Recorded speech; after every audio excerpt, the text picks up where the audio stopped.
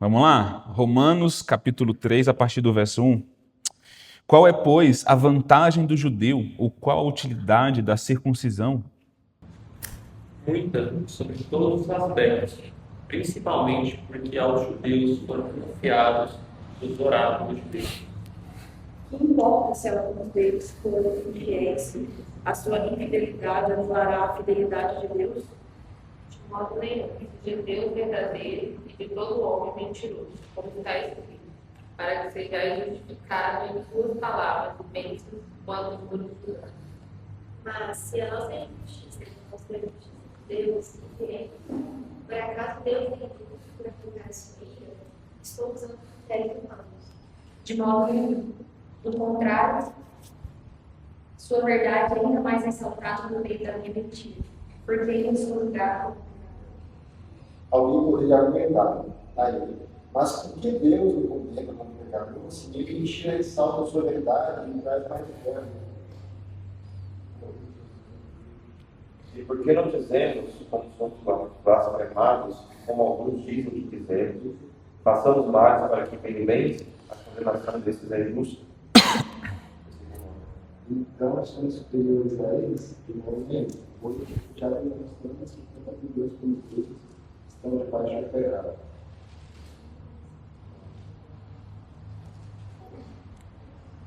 Como está escrito, não há justo nem justo.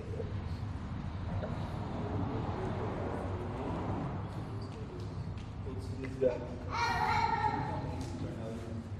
não há quem faça bem, não há quem. A garganta deles é um túmulo aberto, com a língua veneno de víbora e nas suas mãos. A boca deles está cheia de maldição e amargura. São os seus pés velozes para derramar sangue. Ruína e desgraça marcam os seus caminhos. Não conheceram o caminho da paz. Ora, sabemos que tudo que a lei diz é para os que estão debaixo da lei que ela diz, para que todo mundo se cale e todo mundo fique sujeito a julgamento.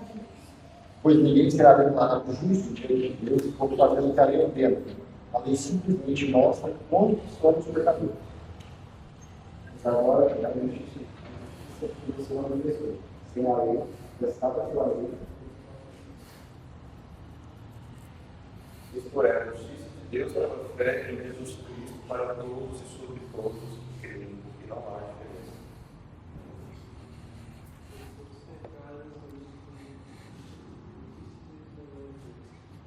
Sendo justificados livremente pela sua graça através da redenção que há em Cristo. A quem Deus propôs do seu sangue como Propiciação. para manifestar a sua justiça. Ter Deus a sua tolerância neste último mundo dos pecados anteriormente Todavia, no presente, Deus demonstrou a sua justiça, a fim de ser justo e justificador daquele que tem fé em Jesus. Onde, pois, a jactância foi de todo excluída. Porque lei das obras? Não, pelo contrário, pela lei da fé. Pois sustentamos que o homem é justificado pela fé, independente da obediência à lei. Será que Deus é diferente de Deus? Não é também do que Isso que Deus é um só, qual justificará da lei da fé e da circuncisão, e também serviu da fé e da missão. Por acaso anulamos a lei pela fé? De modo nenhum. Pelo contrário, confirmamos a lei. Amém. Amém. Então, irmãos, para a gente recapitular aqui e manter a ideia desse texto, você pode perceber que Paulo agora parece que ele enfatiza um tema que é justificação, certo? A justiça de Deus, a justificação que provém de Deus.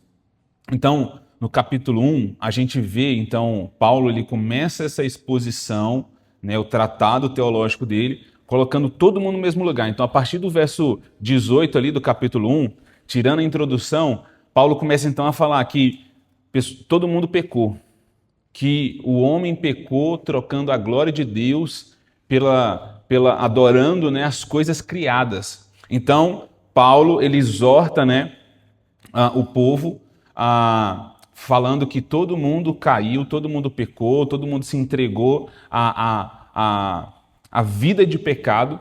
E no capítulo 2, ele já coloca todo mundo no mesmo saco. Então, você, gentil, que acha que é superior, que acha que pode julgar quem está lá no mundão, você acha que você pode julgar? De forma alguma. Porque você não pratica as mesmas coisas exteriormente, mas interiormente você se iguala a ele. Paulo dizendo aos judeus: vocês, mestres da lei, deveriam ensinar, deveriam fazer aquilo que vocês ensinam, mas vocês não fazem. Vocês não honraram a glória de Deus. Vocês não foram fiéis. É isso que Paulo fala no capítulo 2. Vocês não foram fiéis. E aí, então Paulo está colocando todo mundo no mesmo saco. Todo mundo pecou. E agora no versículo 23 aqui, ele vai falar o quê? Todos pecaram. Todos estão separados da glória de Deus. No versículo 9, ele vai falar novamente. Todos, judeus e gentios, todos são o quê? Pecadores. Então, Paulo, ele está colocando todo mundo aqui no mesmo saco, dizendo que já não há diferença nenhuma entre judeus e gentios, certo? Está todo mundo aqui no mesmo lugar. E agora, então, imagina Paulo vindo de um discurso falando: olha, gentios, você acha que você pode se vangloriar? Você acha que você pode olhar para os ímpios e falar: nós somos melhor que eles? De forma alguma, porque você pratica as mesmas coisas. Judeu, você que ensina, mas não faz. O Nielto até falou disso no capítulo 2, né? E linkando a Mateus 23, quando Jesus discursa ali para os fariseus, mostrando, né, o quanto eles são hipócritas, né? Se assentam no trono, julgam, diz que é para fazer, mas não fazem. Então, Paulo vindo dizendo que está todo mundo errado, aí a partir do verso 10, você pode perceber que Paulo vai falar dessa natureza. Não há ninguém que é justo, não há nenhum sequer, não há ninguém que tenha sabedoria. Todos se desviaram. Imagina Paulo num ímpeto dizendo: está todo mundo desviado, não se ache, não se vanglorie, não há nenhuma vantagem, entendeu? Não se ache melhor que os outros, porque nessa época os judeus tinham essa mania, né? Os judeus se sentiam melhores que os outros, porque eles se achavam esse povo escolhido, eleito, e que eles eram melhores que os outros. Então Paulo vem nesse ímpeto, né? E aí, tanto é que no versículo 1 ele fala assim: então qual é a vantagem de ser judeu? Já que todo mundo peca, então, já que todo mundo errou, qual que é a vantagem então? Paulo fala: existe vantagem sim, não no sentido, essa tradução vantagem não é a melhor palavra. Então assim, qual que é o privilégio então? O que adianta ser judeu? De que adianta? Por que ser judeu então? E Paulo fala: porque a vocês foi confiado os oráculos de Deus. Há um privilégio, a vocês foi pregado o evangelho primeiro. A vocês foi dada a promessa lá em Abraão. Para Eva. Então, há um privilégio, porque vocês têm a linhagem do Cordeiro. Há vários privilégios, mas isso não te torna diferente, não te coloca em um lugar privilegiado onde Deus te julgará de forma diferente dos gentios.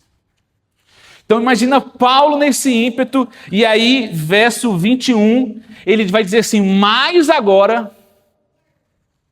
Então imagina Paulo vindo de toda essa eloquência e energia, ele fala: mas agora, e esse mas agora, e eu estava estudando sobre isso, achei tão interessante.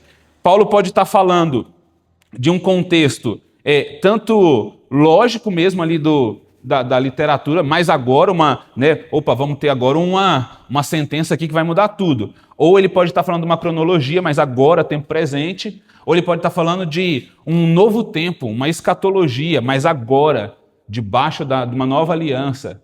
Porque tudo que ele vai citar agora ela contrapõe o tempo em que Paulo estava falando no capítulo 1 ali do verso 18. Então Paulo diz, mas agora, sem lei, e esse sem lei é muito importante a gente entender. Outras versões vão dizer, mas agora se manifestou uma justiça que provém de Deus, independente da lei. O que Paulo está querendo dizer com isso? O que Paulo está querendo, falar aqui com esse negócio de sem lei? Na verdade, o que Paulo está falando é que agora se manifestou uma justiça que não requer do homem como a lei requer. Ela não pede do homem como a lei pede, ou como a lei exige. É uma nova forma, é um novo jeito agora. Então Paulo está falando que mais agora, sem a lei, sem essa exigência, se manifestou a justiça. Guarda essa palavra, manifestou. Ele começa a falar aqui no 21, manifestou. E em vários versículos aqui, ele vai repetir isso, manifestou a justiça. E ele vai dizer, testemunhada pela lei e pelos profetas.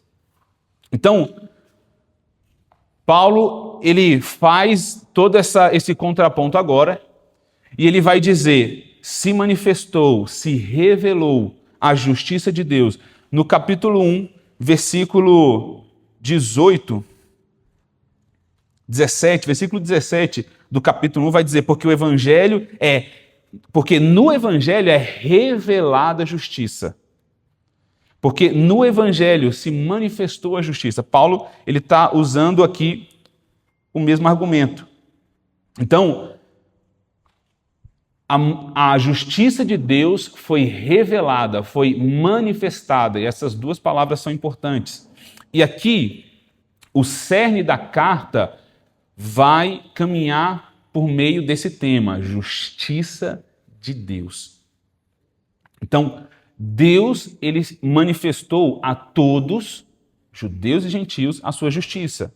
A justiça de Deus, como a gente já falou aqui, ela é uma manifestação divina. A justiça é uma intervenção divina. O homem não pode se justificar. O homem não pode se tornar justo a partir das suas obras. Deus somente manifestou a justiça.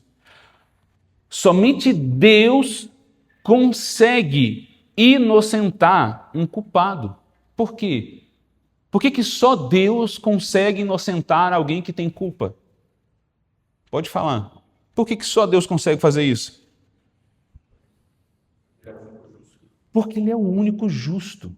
Justiça é o caráter de Deus, é quem Ele é. Então, somente alguém que é justo pode justificar a outro.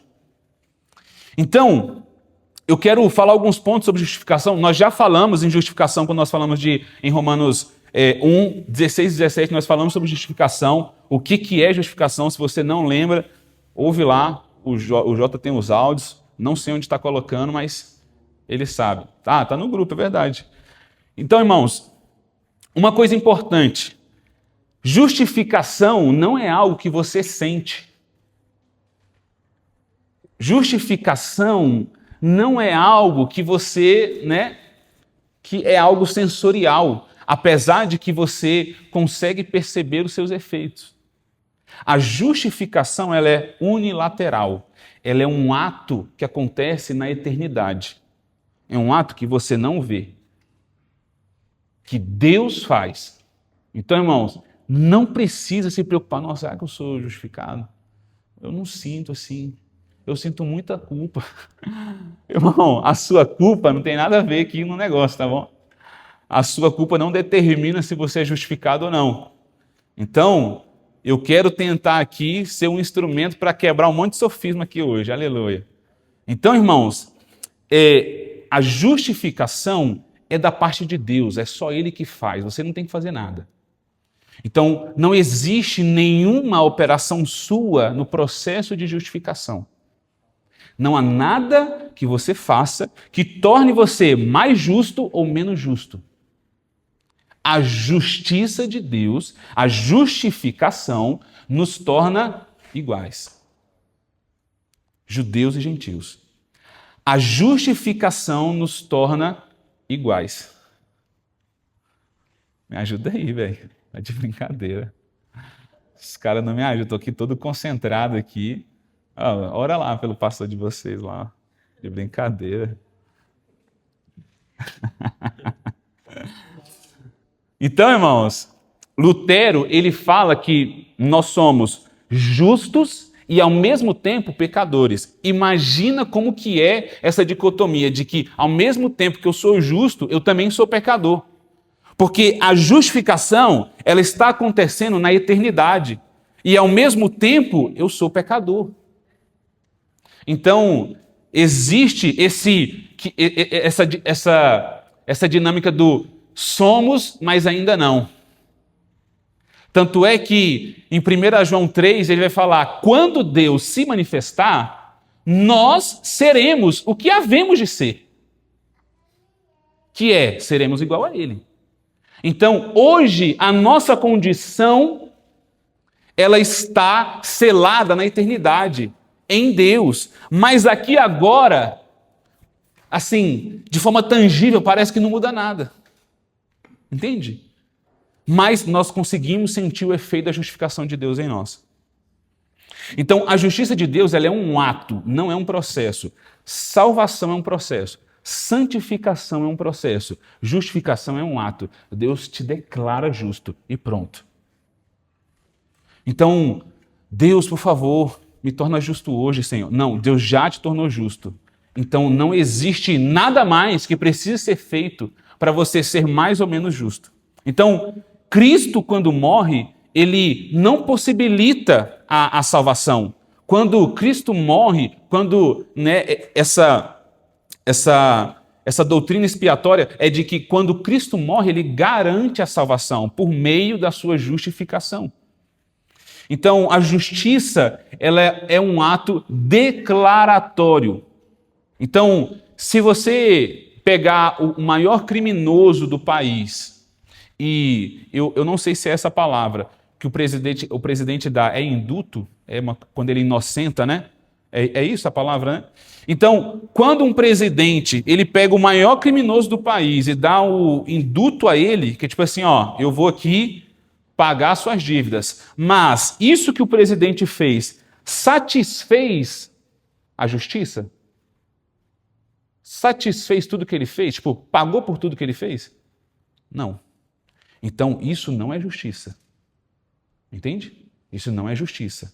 A justiça de Deus, ela é diferente disso. Então, quando Deus ele manifesta a sua justiça, ele precisa satisfazer a sua justiça em algo, em alguém.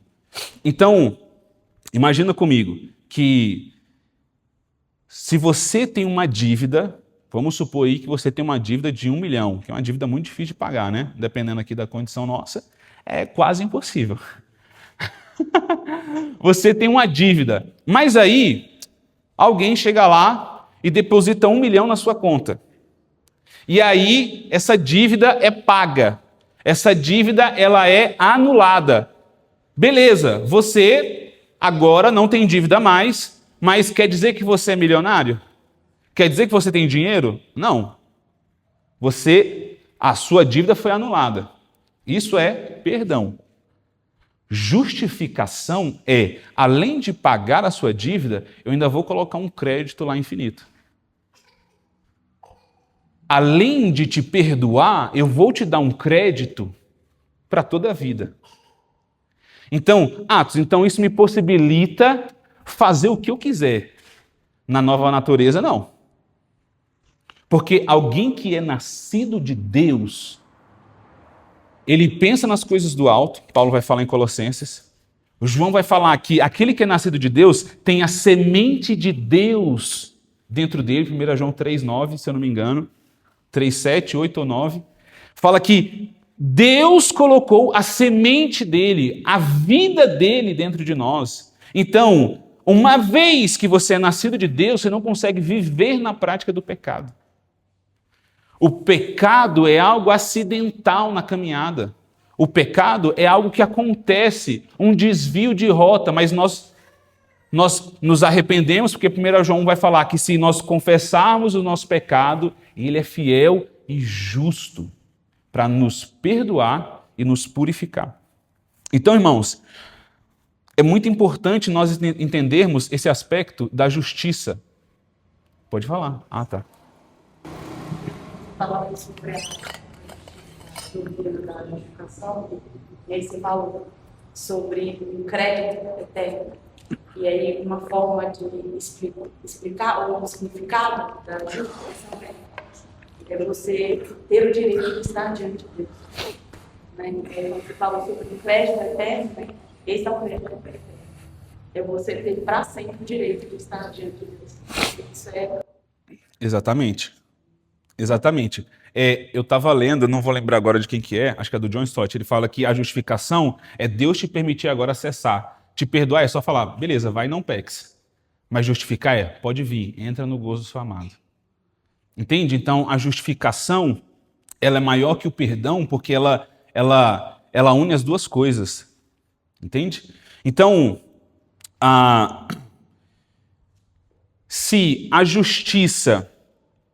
Então, eu vou antecipar uma coisa que eu vou falar, mas para mim não perder o link. Deus é justo, ok? Deus, a sua natureza, certo? Em sua natureza contém justiça. Deus, ele não pode agir fora da justiça, porque ele é justo. Então, Deus, ele não consegue, tipo assim, num belo dia falar assim, não, beleza, vou te declarar perdoado aqui. Deus, ele não pode fazer isso. Ué, mas como assim? Você está privando Deus do que ele pode ou não fazer? Deus não pode agir dessa maneira porque a justiça de Deus ele precisa derramar sua ira em algo. E Deus não foi assim, não acordou um dia e falou, vou perdoar a humanidade. Não. Ele satisfez a ira dele em alguém. Então, Deus nunca vai considerar alguém justo se o preço não for pago. Isso é contrário à natureza de Deus. Deus não pode agir dessa maneira, porque ele é justo. Provérbios 17:15. Absolver o culpado e condenar o inocente são duas coisas abomináveis para o Senhor. Entende? Deus, ele não consegue absolver o culpado assim só porque ele fala, não, eu quero te tornar justo. Ele precisa, o processo de justiça de Deus é satisfazer sua ira em algo. Então, no começo do capítulo 3, o pessoal fala assim, então vamos, já que o nosso pecado, a nossa mentira revela a justiça de Deus, vamos fazer o mal, que vai revelar a justiça de Deus. Aí Paulo fala o quê? Eu vou nem responder vocês, tá? Paulo tá assim, de forma alguma. Vocês estão doidos? Eu até falei semana passada, né? Paulo falando assim, vocês estão doidos? Tipo assim, quem pensa assim é digno, entendeu, de condenação. Eu não vou nem explicar. É como se Paulo falasse assim, eu vou nem explicar. Quem pensa assim merece ir para o inferno. Por quê? A justificação de Deus a justiça de Deus precisa ser satisfeita em algo. E ela foi satisfeita em Cristo. E quando nós vemos aqui que ela foi testemunhada pela lei e pelos profetas, mostra que a justiça de Deus não é uma coisa que nasceu depois que tudo deu errado. A justiça de Deus já estava incluída no seu plano. Se você abre sua Bíblia em Salmos 32. Salmos 32, versículo 2. Lê para nós aí, por favor. Sim, como é feliz aquele cujo composto não deve nada. Como assim? Deus não leva em conta o culpado? Deus não leva em conta a iniquidade?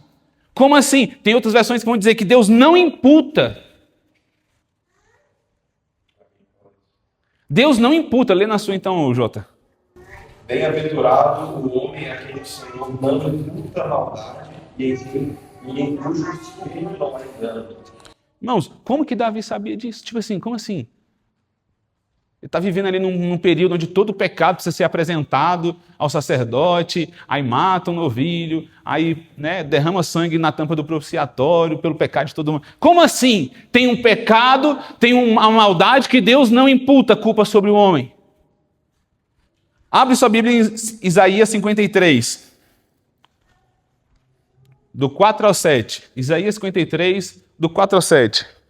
Verdadeiramente levamos sobre si as nossas enfermidades e levou sobre si as nossas dores. E nós consideramos a vida ferido por Deus e oprimido. Mas ele foi ferido por causa das nossas transgressões e esmagado por causa das nossas maldades. O castigo que nos traz a paz estava sobre ele, e por seus ferimentos fomos sarados. Todos nós andávamos desgarrados como ele, cada um se desviava pelo seu caminho. Mas o Senhor fez cair a maldade de todos sobre ele. Ele foi oprimido e afligido, mas não havia amor. Como um cordeiro que é levado ao matador, e como ovelha muda diante dos seus toscanos, e não havia amor. Irmãos, a justiça de Deus precisava ser satisfeita em algo. O cordeiro que era sacrificado uma vez ao ano pelo pecado do povo não era suficiente. O castigo que era para vir sobre nós, ele levou sobre si. Deus se agradou moê-lo. A justiça de Deus foi satisfeita no supremo Cordeiro que é Cristo. Irmãos, não existe nada que nós façamos que vai mudar, alterar o grau, largura, altura, profundidade da justiça de Deus. Ele nos declarou, porque ele se satisfez em esmagar Jesus em nosso lugar. Então, irmãos, não existe esse negócio de que, nossa, mas eu não orei hoje, sou menos crente. Irmãos, o pecado, ele te afasta da comunhão com Deus. Entende? Mas o pecado, ele não te torna agora, graças a Deus, graças a Jesus que se entregou por nós, ele não te torna indigno de entrar na presença de Deus. Davi, mesmo num período onde a lei é que imperava, ele peca e fala assim, não retire de mim a alegria da tua salvação. Me dá um coração novo. Davi não fica assim, nossa, eu pequei mesmo, então deixa eu ir para os porcos lá, fazer igual o filho mais novo lá, da parábola do filho pródigo. Não, vou para os porcos, vou comer aqui mesmo, vamos nos entregar aqui à loucura. Não!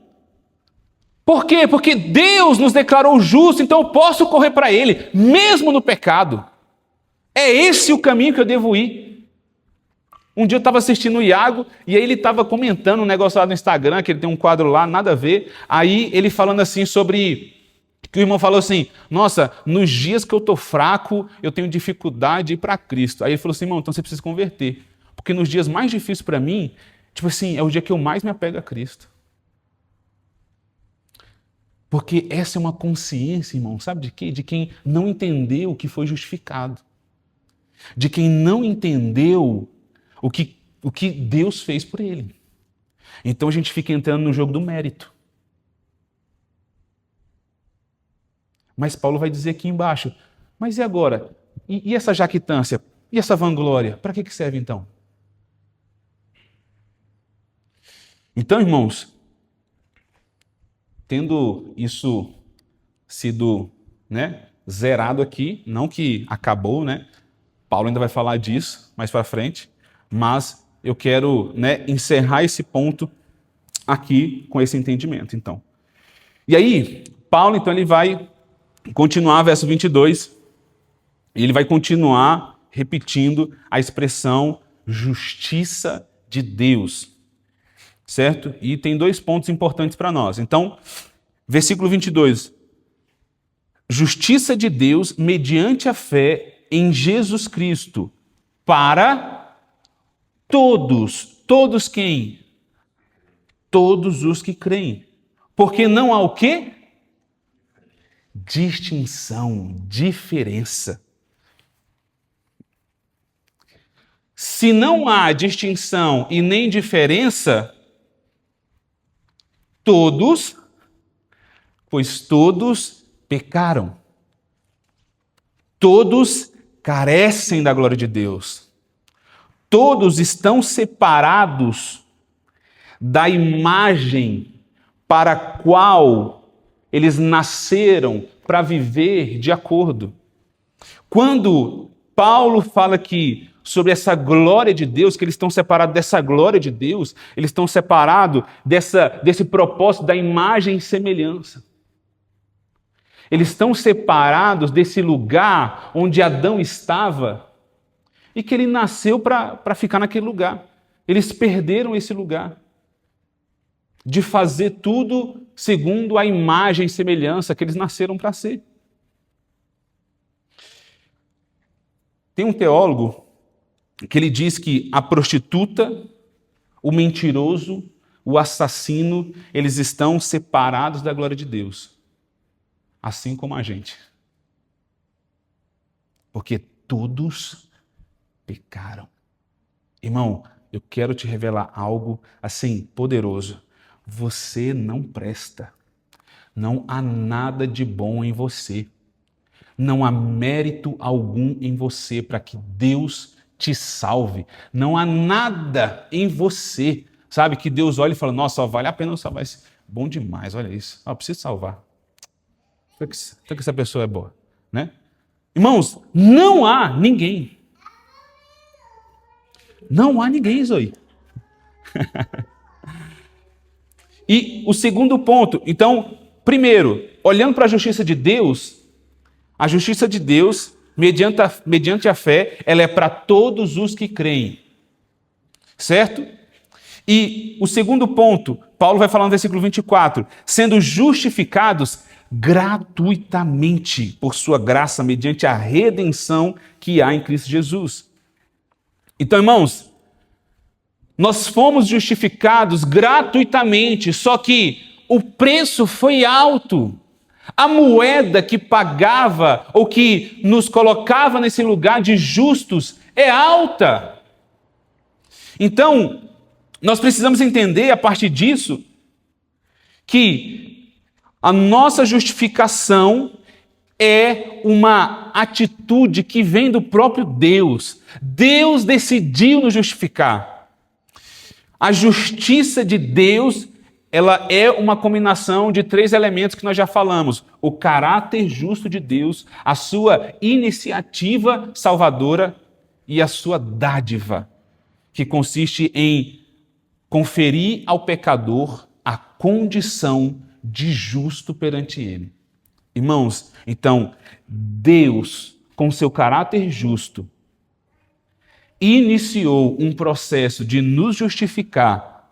Isso nasceu no coração de Deus. Você não fez nada para isso. Você, sabe, Deus não encontrou nada de bom em você para fazer isso, certo? E do próprio Deus nasceu o desejo de compartilhar, de nos tornar, de propor a nós a justiça e nos colocar numa condição de justos diante dele. E eu vou citar o que John Stott diz, que eu gosto dos trocadilhos que ele fala. Trata-se de sua justificação justa do injusto. A maneira justa como ele justifica o injusto. Somente um Deus justo pode justificar o pecador. A justificação, irmãos, ela está fora de nós.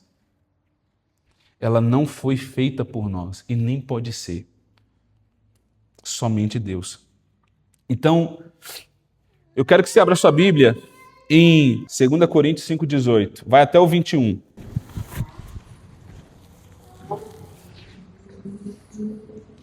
E tudo isso provém de Deus, que nos reconciliou consigo mesmo por Jesus Cristo e nos deu o ministério da reconciliação.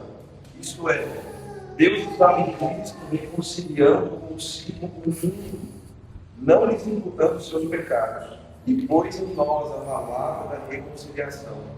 De sorte que somos embaixadores da parte de Cristo, como se Deus por nós mandasse. Rogamos-vos, pois, da parte de Cristo, que vos reconcilieis com Deus, aquele que não conheceu o pecado, o fez pecado por nós, para que nele fôssemos feitos justiça de Deus. Aleluia. Irmãos, a primeira coisa que a gente precisa entender quando a gente lê esse texto é que Deus não imputou aos homens as suas transgressões. Deus não colocou na nossa conta. No processo de justificação, no ato de justificação, melhor dizendo, né, corrigindo o que eu falei, Deus não colocou na nossa conta as nossas transgressões, nossa maldade. Deus imputou, colocou na conta de Cristo. Ele foi o alvo da ira. E, segundo ponto, lançou sobre ele a iniquidade de todos nós. Então, em Cristo se fez o quê? Cristo se fez pecado. Cristo se fez pecado. Versículo 21 diz: pois foi por nossa causa que Deus tratou como pecador aquele que não tinha pecado.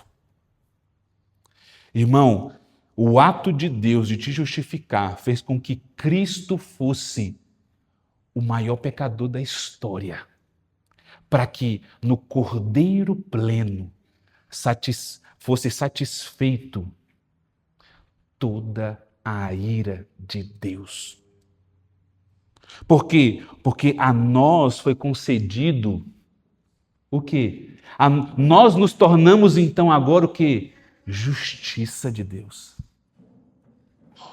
Agora nós somos justos. Então, meus irmãos, Jesus pagou nossa dívida com sangue.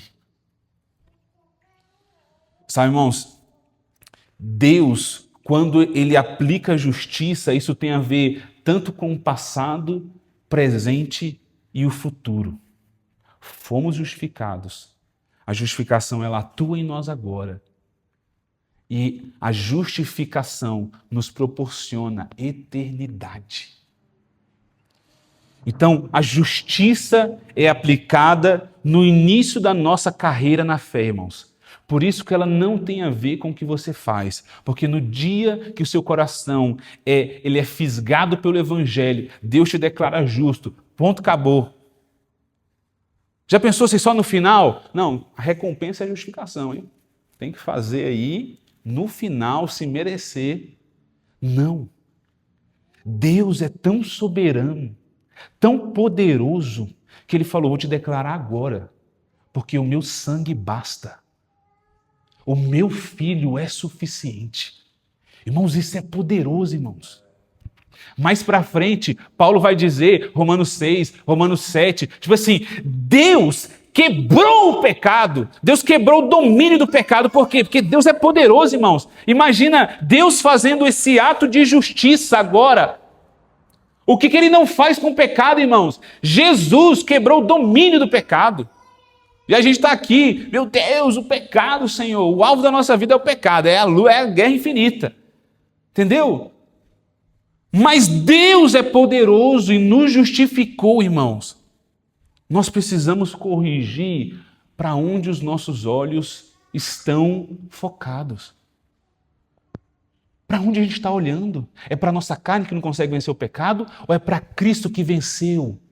Ou é para Cristo que levou sobre si todo o pecado, toda a ira, toda a dor, todo o castigo? Irmãos, nós precisamos olhar para Cristo.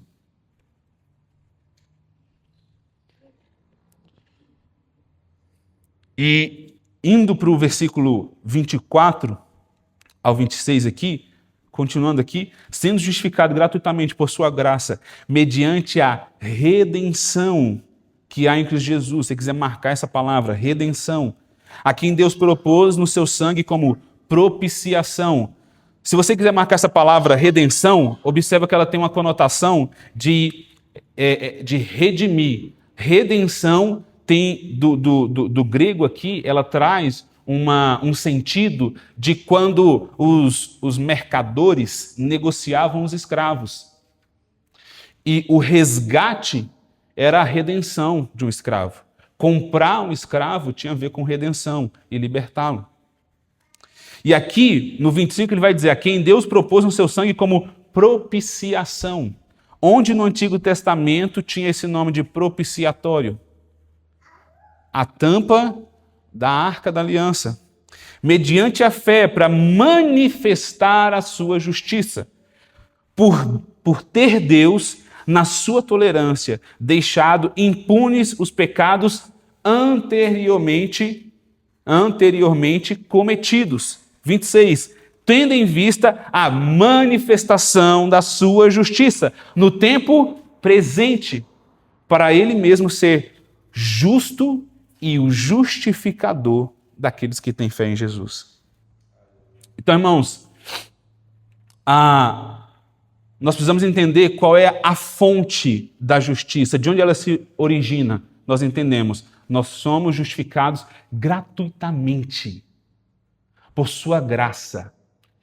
Então, uma verdade fundamental no Evangelho da Salvação consiste em que a iniciativa da salvação deve-se do início ao fim do Deus Pai. Irmãos, você acha que você aceitou Jesus? Você acha, mas Deus nos elegeu nele antes da fundação do mundo. Irmãos, Deus foi quem iniciou o processo de salvação em você. Não foi a mensagem que você ouviu no impacto evangelístico ou no culto que tocou o seu coração. Não foi. Deus já tinha te atraído.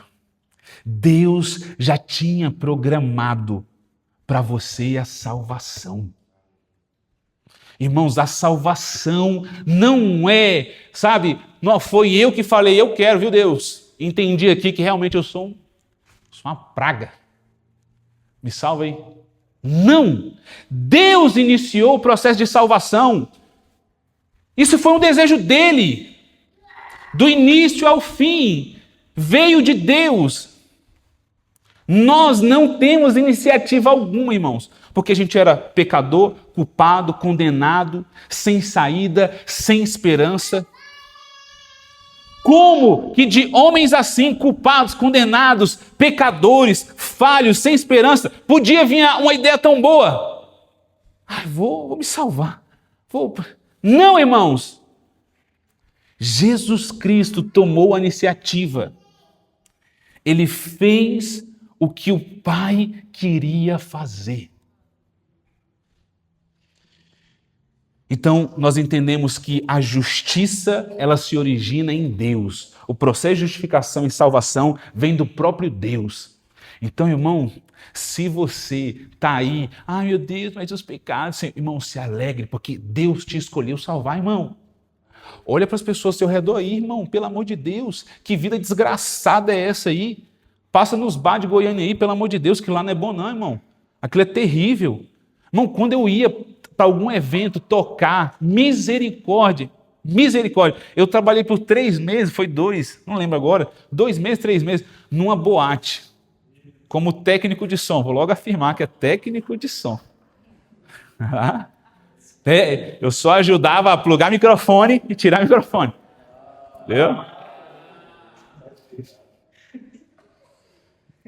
Irmãos, eu olhava para a galera da minha idade ali, naquele frevo, naquela loucura, e eu pensava assim, Senhor, aparentemente parece ser bom, mas olha isso. E aí, irmão, você via no final da festa a loucura, assim, a escravidão. Eu falava, Senhor, obrigado, porque isso aqui é mérito do Senhor. Irmãos, sabe? Lembra do seu familiar aí, mais desgraçado que tem. Não vale a sogra. Zoando, irmãos. Irmãos, lembra do seu familiar mais petecado. Parece que o Satanás sentou no colo. Tá ligado? Aquele assim que você fala assim, nossa Deus. Só intervenção do Senhor. Irmão, eu tenho uma... Vou contar um relato aqui, só não vou citar nada para... vocês não conhecem, mas eu mesmo assim não vou citar para... Irmãos, eu conheci uma pessoa que no noivado foi traída, pegou depressão, o carro, sei lá o que virou, perdeu o emprego no Estado. Irmão, nem sabia que dava para perder emprego no Estado. Assim, irmão, sabe que a vida virada de cabeça para baixo? Assim, não quer dizer que está com Jesus, irmão. Entendeu? Vou te mostrar meu estado bancário. Irmãos, mas você olha para a conduta, para a vida da pessoa, você fala assim, Deus, misericórdia. Misericórdia, Senhor. Eu vou usar a velha historinha, né? Que o cara recém-convertido virou para o pastor e falou assim, não, pastor, mas estou passando um problema demais. Aí o pastor virou para ele e falou assim, você passava esse problema quando você não era convertido? Passava. Esse aqui? Passava. Esse aqui.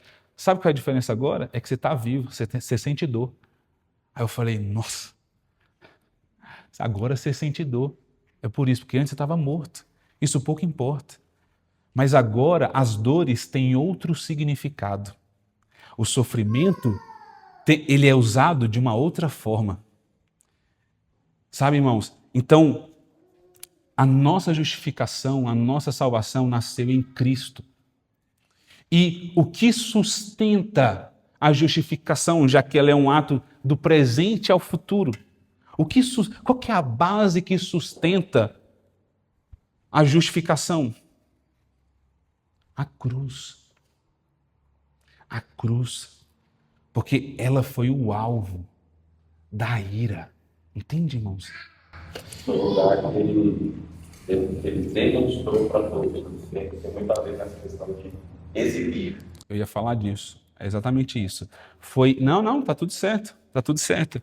Irmão, foi a demonstração pública. Você percebe que Paulo está falando aqui, manifestou,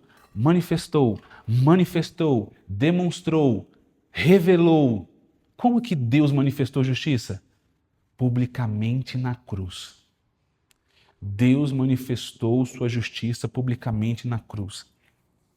Então, eu já falei aqui sobre o aspecto de que Deus ele não justifica, né, ali, ele não inocenta ali o culpado a troco de nada, né? Porque Deus ele não pode ir contra a sua própria natureza. Então, a gente vai ver aqui 3 palavras muito importantes.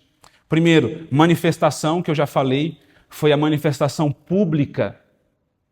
A manifestação pública da justificação foi a cruz. Outro ponto importante que eu falei, redenção, que tem a ver com resgate. Deus nos resgatou com seu sangue. Deus nos resgatou pagando um alto preço com sua própria vida, certo? A manifestação foi na cruz. 2 aspectos aqui sobre a justificação importante. Terceiro, propiciação.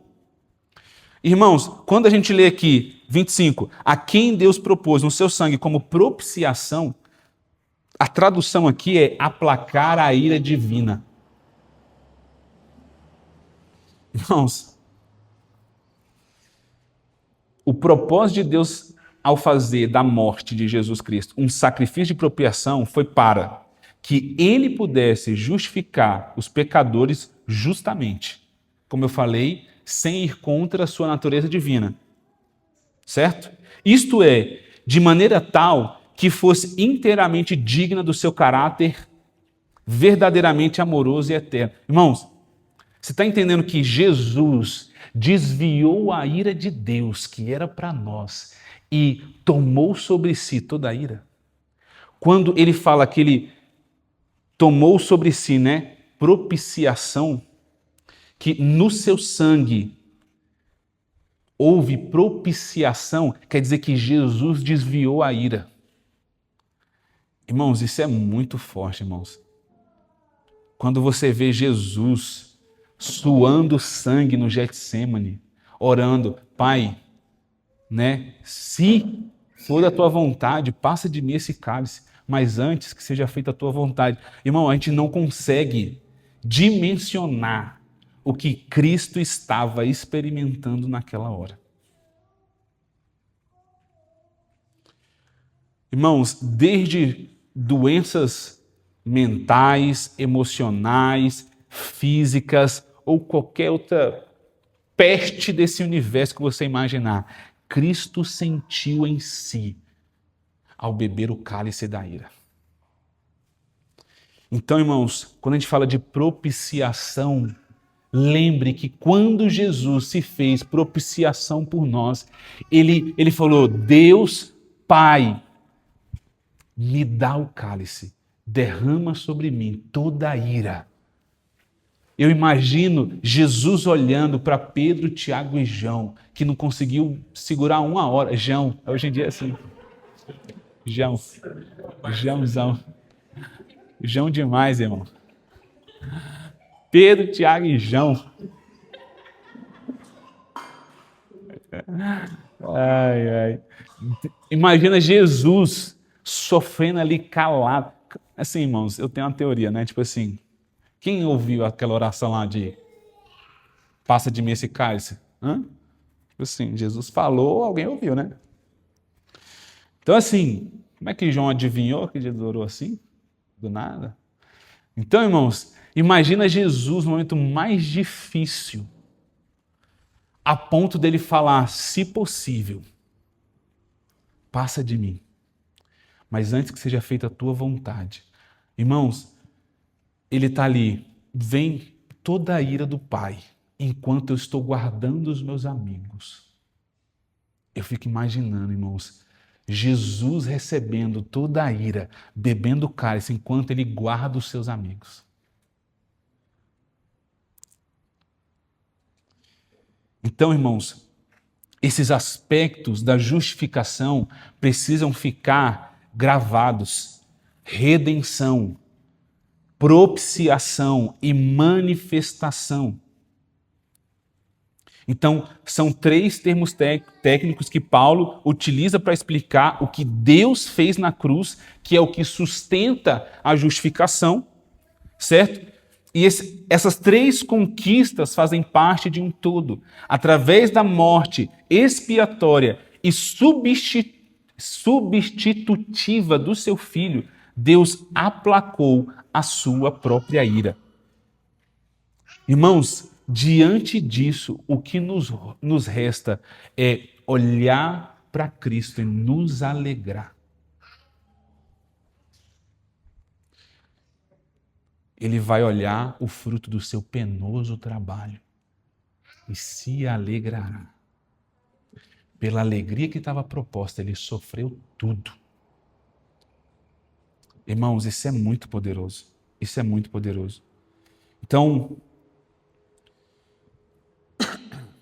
e por que meio e como que a justiça ou a justificação é recebida? Então, nós vimos aqui que existe uma fonte. A fonte é o próprio Deus da justiça. Ele intervém e derrama a sua justiça, ou ele aplica a justiça em nós. Segundo, o que sustenta a justiça de Deus é a cruz. E o meio pelo qual a justiça de Deus é recebida, versículo 22, o que diz? Justiça de Deus mediante a... Fala aí, irmão. Fé. Versículo 25. A quem Deus propôs no seu sangue como propiciação mediante a fé. Justiça mediante a fé pelo sangue de Cristo. Versículo 26. Tendo em vista a manifestação da sua justiça no tempo presente, para ele mesmo ser justo e o justificador daquele que tem fé em Jesus. Irmãos, então como Lutero inaugura, justificação somente pela fé. E aqui está o cerne, sabe, do Evangelho de Deus. A justificação é somente pela fé. Não há nenhuma contribuição humana. Não há nenhuma mão humana que adicione ou que contribua com Deus no ato da justificação. E uma coisa importante, irmãos, a fé Eu quero falar sobre fé rapidamente para a gente encerrar. A justificação é somente pela fé, somente em Cristo, somente através da fé. Então, precisamos eliminar o mérito da fé. Quando dizemos que a salvação é por fé e não por obras, não estamos colocando um tipo de mérito na fé em lugar do mérito nas obras. Assim como a salvação não é nenhum empreendimento cooperativo entre Deus e nós, não é nenhuma ajuda que a gente faz para Deus, no qual ele entra com a cruz e nós contribuímos com a fé. Salvação não é isso. A fé, ela é o contrário de autoestima. O poder da fé não está nela mesma, no crer por crer. O poder da fé está no alvo da fé, que é Cristo. A fé, essa frase que o Stott coloca, que eu acho muito legal. A fé, sabe, é o olho que contempla. É a mão que se abre para receber a comida. Então, irmãos, a fé é a boca que se abre para receber a água. Não existe nenhuma atitude sua, não existe nenhum mérito seu em ter fé. A fé também vem de Deus. A fé é dom de Deus. A fé é crer em Cristo. Então, irmãos, a fé foi dada por Deus. A fé é a mão que abre para receber esse alimento. A fé exclui a vanglória de que eu que fiz, anula o protagonismo e o elitismo do homem. A fé é só para os judeus? Não, todos pecaram. Todos precisam chegar a Deus mediante a fé, assim como foi no Antigo Testamento. Os homens foram salvos no Antigo Testamento mediante a fé. Fé naquele que viria. E nós cremos naquele que veio e que virá. Então, irmãos, Richard Huck, ele fala uma frase muito interessante. Deus justifica o que crê, não por causa do valor da sua crença, mas por causa do valor daquele em quem ele creu.